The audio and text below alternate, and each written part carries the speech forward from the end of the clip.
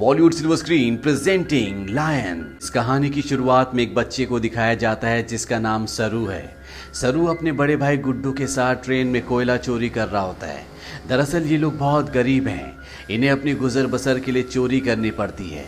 ये दोनों ट्रेन से बहुत सारा कोयला चोरी करते हैं और उस कोयले को एक दुकान में बेचने के लिए जाते हैं। उसी दुकान में जलेबियां भी बन रही होती है। सरू अपने बड़े भाई से कहता है कि मुझे जलेबी खानी है। उसका बड़ा भाई कहता है कि एक दिन मैं तुम्हें जलेबी ज़रूर खिलाऊंगा। उसके पास इतने पैसे नहीं है कि वो अपने छोटे भाई को जलेबियां खिला सके। सरू कहता है कि एक दिन हम दुकान की सारी जलेबियां खरीद लेंगे। अब कोयले के बदले में थोड़ा सा दूध दिया जाता है और ये दोनों भाई खेलते हुए अपने घर वापस पहुंच जाते हैं, जहां पर सरू और गुड्डू की एक छोटी बहन भी है। ये तीनों अपनी माँ के साथ रहते हैं। सरू की माँ अपने दोनों बच्चों से पूछती कि वो दूध कहाँ से लेकर आए, लेकिन वो इस बात का कोई भी जवाब नहीं देते। उसी रात को सरू का भाई गुड्डू काम पर जा रहा होता है। सरू कहता है कि मैं भी तुम्हारे साथ काम पर चलूंगा। उसका भाई कहता है कि तुम मेरे साथ नहीं चल सकते क्योंकि काम पर बोरियां उठानी पड़ती है और इस काम के लिए तुम बहुत छोटे हो। सरू अपने सिर के ऊपर चेयर उठाकर दिखाता है, साथ ही साथ वो साइकिल भी उठाने की कोशिश करता है। सरू कहता है कि मैं कोई भी काम कर सकता हूँ। सरू की जिद करने पर उसके भाई को उसे अपने साथ ले जाना पड़ता है। ये दोनों के दोनों एक ट्रेन स्टेशन पहुँचते हैं। सरू अपने भाई गुड्डू की गोद में ही सो जाता है। उसका भाई उसे उठाने की कोशिश भी करता है पर सरू बहुत छोटा है, उसे बहुत नींद आ रही होती है। वो कहता है कि मुझे सोने दो। सरू का भाई गुड्डू उसे एक बेंच पर लिटा देता है और कहता है कि मैं कल सुबह काम कर कर वापस लौट जाऊंगा, तुम यहीं पर रहना। जाने से पहले सरू अपने भाई को कहता है कि जब तुम लौटोगे तो जलेबी लेकर आना। वो कहता है कि ठीक है। सरू कहता है 2000 जलेबियां। इसके बाद उसका भाई गुड्डू काम पर चला जाता है।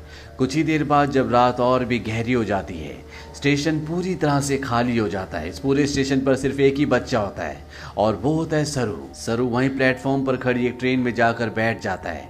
कुछ ही देर बाद उसे नींद आ जाती है। सुबह जब उसकी नींद खुलती है तो ट्रेन चल रही होती है। सरू ये देखकर घबरा जाता है और ट्रेन में चारों तरफ भागता है। वो अपने भाई को आवाज भी देता है। साथ ही साथ वो ट्रेन के दरवाजे खोलने की भी कोशिश करता है पर दरवाजे पूरी तरह से लॉक्ड होते हैं। इसीलिए ट्रेन के कई बार रुकने के बाद भी वो ट्रेन से बाहर नहीं निकल पाता। ट्रेन की बोगी पूरी तरह से खाली है। सरू भूखा प्यासा इस ट्रेन में फंस चुका है। कुछ दिन का सफर तय करने के बाद ट्रेन कलकत्ता वेस्ट बंगाल पहुंच जाती है, यानी सरू के घर से 1600 किलोमीटर दूर। सरू मध्य प्रदेश के खांडवा डिस्ट्रिक्ट से है। वो स्टेशन पे उतरता है जहाँ पर बहुत ज़्यादा भीड़ होती है। वो टिकट काउंटर पर जाता है और कहता है कि मुझे अपने घर जाना है, पर यहाँ पर सब बंगाली में बात कर रहे होते हैं। सरू को किसी की बात समझ में नहीं आती। वो वहीं स्टेशन पर बैठे अपने जैसे कुछ बच्चों के साथ जाकर बैठ जाता है जिनके पास कोई भी घर नहीं होता। पर कुछ ही देर बाद यहाँ पर कुछ लोग आते हैं जो उन बच्चों को उठाकर अपने साथ ले जा रहे होते हैं। सरू किसी तरह से वहाँ से भाग जाता है और वो एक बार फिर से रात के अंधेरे में इस बड़े शहर में पूरी तरह से अकेला है। उसे बहुत भूख भी लगी होती है। तभी उसे देवी माता की एक मूर्ति दिखती है।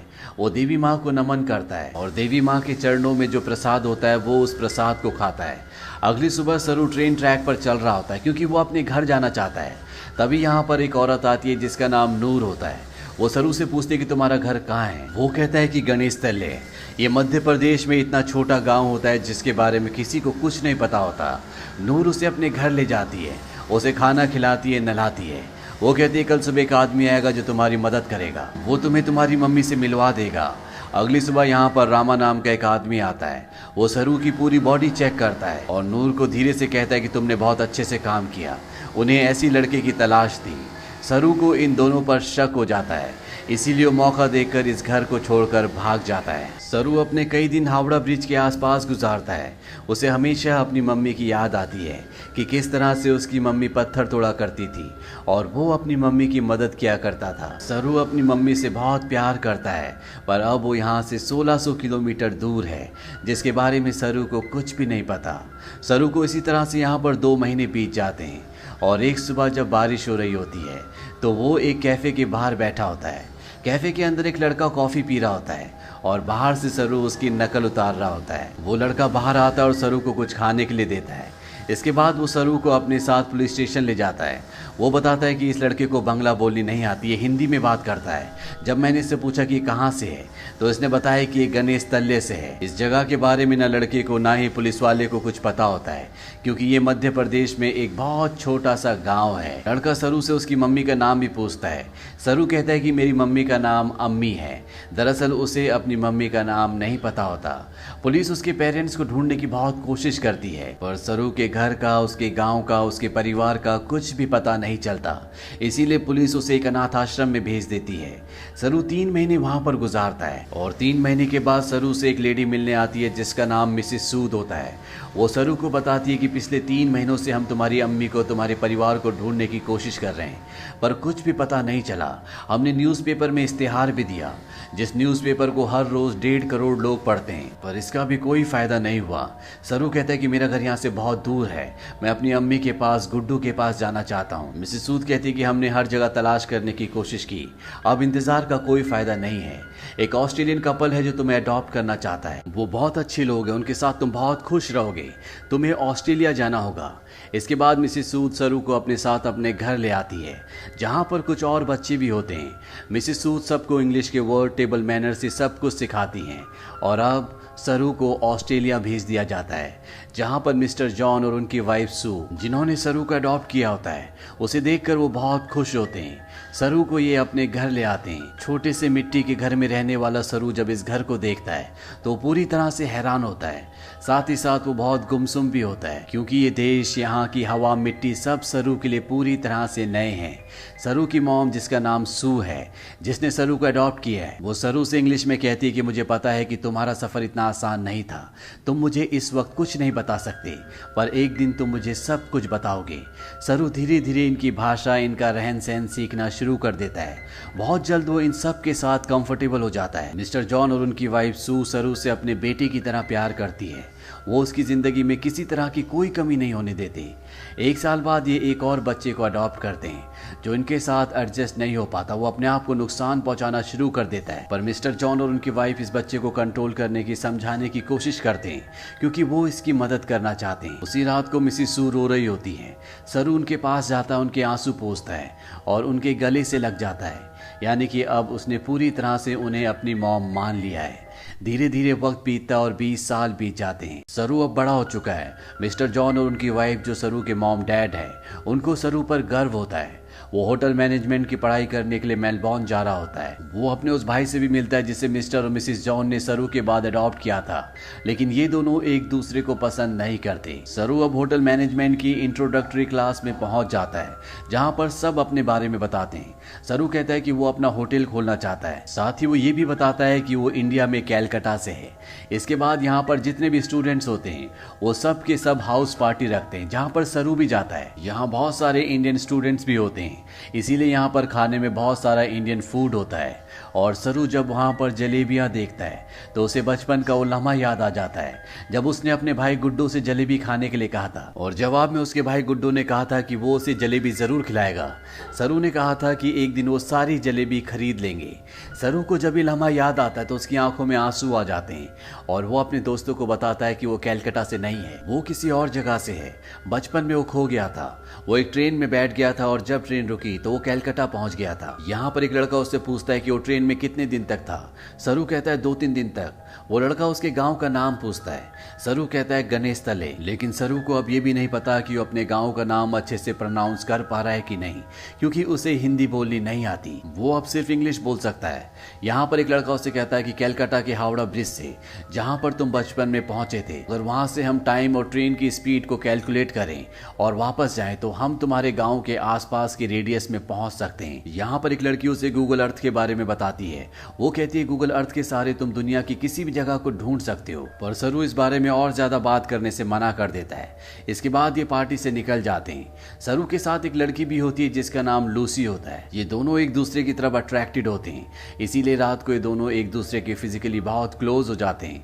अगली सुबह जब सरू उठता है तो उसे अपने पेरेंट्स की, अपने घर की, अपने गाँव की याद आती है। उसे एहसास होता है कि उसके खो जाने के बाद उसकी मॉम, भाई बहन उसके लिए कितना परेशान हुए होंगे।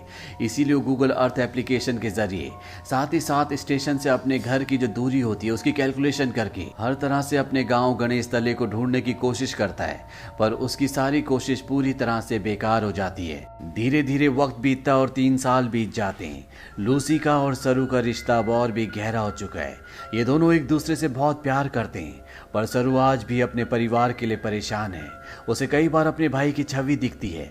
उसे एहसास होता है कि उसका भाई उसे कह रहा है कि उसे घर चले जाना चाहिए। सरू अपने परिवार की यादों में उन्हें ढूंढने में इतना खोया होता है कि धीरे धीरे वो लूसी से अलग हो जाता है। वो लूसी से कहता है कि तुम मुझसे बेहतर इंसान डिजर्व करती हो। लूसी और सरू अलग हो जाते हैं। कई महीनों के बाद लूसी को सरू जब एक दिन एस्केलेटर पर देखता है तो वो उससे बात करता है। वो लूसी से कहता है कि वो उसे बहुत मिस करता है। इसके बाद एक बार फिर से दोनों एक दूसरे के बहुत क्लोज आ जाते हैं। लूसी सरू से कहती है कि तुम्हें अपनी मॉम के पास जाना चाहिए, उन्हें तुम्हारी जरूरत है। सरू अपनी मॉम के पास जाता है जिनकी तबीयत खराब होती है। सरू को आज तक ये लगता था कि उसकी मॉम ने उसे इसलिए अडॉप्ट किया क्योंकि वो कभी माँ नहीं बन सकती, पर सू सरू को बताती है कि मैं माँ बन सकती थी, पर मैंने और तुम्हारे डैड जॉन ने डिसाइड किया था कि हम 2 बच्चों को अडॉप्ट करेंगे, क्योंकि इस दुनिया में बहुत सारे ऐसे बच्चे हैं जिन्हें माँ बाप की, परिवार की जरूरत है। वो सरू को अपने बचपन का एक एक्सपीरियंस भी बताती है।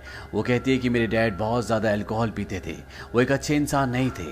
मैं हमेशा डरी डरी रहती थी और एक दिन जब मैं अपने घर के पीछे गई तो मैं चाहती थी कि धरती मुझे निगल ले। तभी मुझे खेत की दूसरी तरफ एक बच्चा दिखा जिसकी ब्राउन स्किन थी और अगले पल वो बच्चा मेरी साइड में खड़ा था। उस पल मुझे एहसास हो गया कि अब मेरी जिंदगी में सब कुछ ठीक होगा। फिर तुम और तुम्हारा भाई मेरी जिंदगी में आए, लेकिन अब तुम मुझसे बात नहीं करते, मुझे तुम्हारी जरूरत है।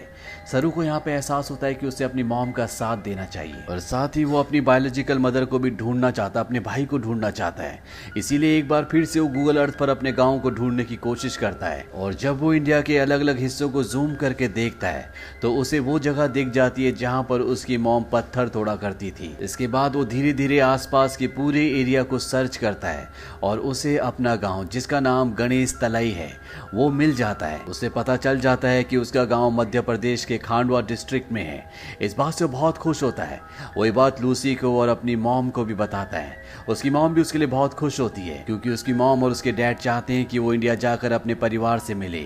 सरू अब भारत आ जाता है और वो उस जगह पहुंच जाता है जहां पर उसने अपना बचपन बिताया था। वो धीरे धीरे बचपन की यादों से आगे बढ़ता हुआ उस घर तक पहुंच जाता है जहां पर बचपन में वो अपनी मॉम, अपने भाई और अपनी बहन के साथ रहा करता था। पर अब इस घर में कोई भी नहीं रहता। वो आस पड़ोस से पूछने की कोशिश भी करता है पर उसकी भाषा किसी को भी समझ नहीं आती और ना ही अब वो हिंदी समझ सकता है। तभी वहां पर एक आदमी आता है जिसे इंग्लिश आती है। सरू उसे अपने भाई का और अपनी बहन का नाम बताता है। उससे पूछता है कि जो परिवार पहले इस घर में रहता था अब वो कहाँ चला गया, पर वो आदमी उसकी बात का जवाब नहीं देता, वहां से चला जाता है। पर कुछ ही पलों के बाद वो लौट कर आता है और सरू को इशारा करता है। सरू जब उस तरफ जाता है तो वो देखता है कि सामने से एक बूढ़ी औरत आ रही होती है और ये औरत और कोई नहीं बल्कि वो होती है जिसकी गोद में सरू ने अपना बचपन बिताया था। ये उसकी बायोलॉजिकल मॉम होती है। वो उनके गले लगकर बहुत रोता है। सरू की मॉम आज तक इस गांव को छोड़कर इसीलिए नहीं गई थी क्योंकि उसे यकीन था कि एक दिन उसका बेटा लौटकर जरूर आएगा। सरू की बहन भी यहाँ पर होती है। वो अपनी बहन को अपने गले से लगा लेता है पर सरू अपने भाई से मिल नहीं पाता। उससे पता चलता है कि जिस रात वो अपने भाई के साथ काम पर गया था पर सरू को नींद आ रही थी, इसीलिए उसके भाई ने उसे बेंच पर सुला दिया था। और जब उसका भाई जा रहा था तो सरू ने अपने भाई से कहा था कि सुबह जलेबी लेकर आना। उसी रात को उसके भाई गुड्डू की एक ट्रेन दुर्घटना में मृत्यु हो गई थी, यानी कि एक माँ ने एक ही रात में अपने दोनों बेटों को खो दिया था। पर उसकी उम्मीद, ईश्वर पर उसकी आस्था थी जो इतने सालों तक वो अपने छोटे बेटे सरू का इंतजार करती रही और आज 25 सालों के बाद उसका बेटा वापस लौट आया। सरू इसके बाद ऑस्ट्रेलिया में अपने मॉम और डैड को कॉल करता है। वो उन्हें बताता है कि मुझे मेरा परिवार मिल गया पर इससे कुछ भी नहीं बदलता। आज भी आप मेरे लिए वही हो जो पहले थे, आप मेरे मॉम डैड हो। इसके बाद सरू उन सभी जगहों पर जाता है जहां पर वो अपने भाई के साथ खेला करता था और इन जगहों पर जाकर उसे अपने बचपन की याद आ जाती है जब वो इन्हीं रास्तों पर अपने भाई के साथ चला करता था। सरू को यहाँ पर एक और बात पता चलती है कि उसका नाम सरू नहीं बल्कि शेरू है, जिसका मतलब होता है लायन। अंत में हमें कुछ रियल फुटेज दिखाई जाती है जिसमें सरू के वो माँ बाप जिन्होंने उसे अडॉप्ट किया था वो इंडिया आते हैं। इंडिया में सरू की जो असली बायोलॉजिकल मॉम होती है वो उन्हें अपने गले से लगा लेती है। तो ये थी सच्ची कहानी सरू की। ऑफिशियल रिपोर्ट्स के मुताबिक पता चलता है कि भारत से हर साल 80,000 बच्चे गायब होते हैं, लेकिन उसमें से 1% भी बच्चे ऐसे नहीं हैं जिनकी किस्मत सरू की तरह हो। इसीलिए इस पूरी कहानी, इस पूरी फिल्म के जो हीरो हैं वो और कोई नहीं बल्कि मिस्टर जॉन और उनकी वाइफ सू है, जो अपने बच्चे पैदा कर सकते थे, पर उन्होंने फैसला किया कि वो अपने बच्चे पैदा ना करके उन बच्चों को अडॉप्ट करेंगे जिनके पास घर नहीं है, ताकि उन्हें एक अच्छा घर मिल सके। अगर इस दुनिया में हर एक इंसान की सोच इसी तरह से हो जाए तो ये दुनिया स्वर्ग बन जाए। तो ये थी पूरी कहानी फिल्म लॉयन की। ये फिल्म सन 2016 में रिलीज हुई थी। IMDb पर इसकी रेटिंग है 8। इस फिल्म का बजट था $12 मिलियन और बॉक्स ऑफिस पर इसने कमाई की थी $141 मिलियन की। उम्मीद करते हैं कि ये कहानी आपको पसंद आई होगी।